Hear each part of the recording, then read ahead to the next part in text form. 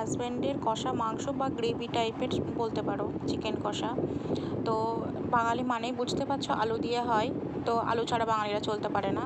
তো চিকেনটাকে লবণ হলুদ দিয়ে ম্যারিনেট করে রেখেছে, আর এখানে আছে আদা রসুন পেস্ট আর কাঁচা লঙ্কা দিয়ে পেস্ট করে রেখেছে। পেঁয়াজটাকে জিরি জিরি করে কেটে নিয়েছে, আর গোটা গরম মশলা, যেরকম আর কি আমাদের প্রত্যেকটা বাঙালির ঘরেই থাকে গোটা গরম মশলা। তো কড়াইয়ে তেল দিয়ে দিয়েছে, আর আমার হাজব্যান্ড একটু তেলটা বেশি দিয়েই রান্না করে। আমি সচরাচর তেল দিয়ে মানে বেশি তেল দিয়ে রান্না করতে পছন্দ করি না, আমার একটু প্রবলেম হয় বেশি তেল খেলে।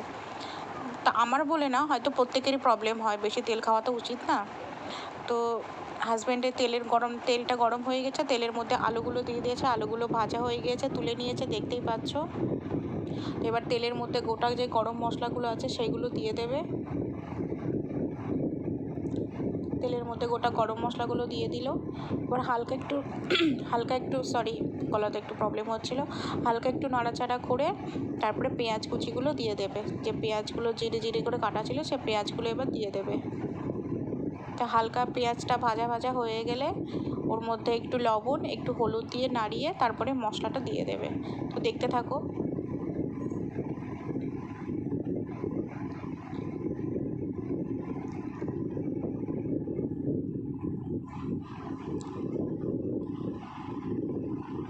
এবার একটু হলুদ আর একটু লবণ দিয়ে একটু ভেজে নেবে, ভেজে তারপরে মশলাটা দিয়ে কষাতে থাকবে।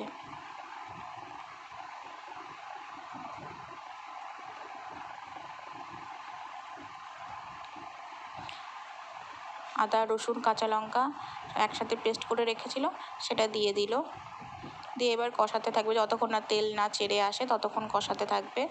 তারপরে যে ম্যারিনেট করা চিকেনটা ছিল সেই চিকেনটা দিয়ে দেবে। তো ম্যারিনেট বলতে শুধু লবণ হলুদ আর একটু কাঁচা সর্ষের তেল দিয়ে ম্যারিনেট করে রেখেছিল। হালকা হালকা দেখো তেলও ছেড়ে এসেছে, তো এইবার দিয়ে দেবে চিকেনটা। ট্রেন যাচ্ছিল বলে। এখন চিকেনটা দিয়ে দিল, লবণ হলুদ দিয়ে মাখিয়ে রাখা। এবার চিকেনটা দিয়ে হালকা একটু কষাতে থাকবে, দেন আলুগুলো দিয়ে দেবে।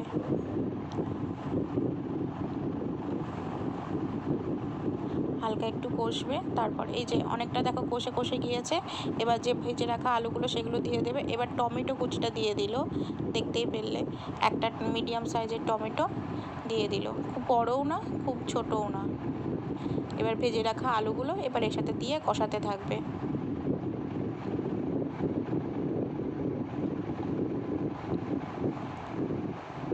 যেহেতু কাঁচা লঙ্কা দিয়ে করা আছে, তো ওর নামানোর আগে সেই ভিডিও ক্লিপটা নেওয়া হয়নি, তো নামানোর আগে কাশ্মীরি লঙ্কার গুঁড়ো দিয়ে দিয়েছিল, আর নামানোর পর একটু ধনেপাতা কুচি দিয়ে দিয়েছিল। তো এইটুকুই, যাতে কালারটা আসে আর কি, সেই অনুযায়ী। দেখো কষানো প্রায় হয়ে গিয়েছে, এই যে পুরো কষে গিয়েছে, দেখতেই পাচ্ছ। তো আমার হাজব্যান্ড জল দিয়ে যেটা ফোটানো সেটা দেখাতে পারি, তো তোমাদের ভালো লাগলে অবশ্যই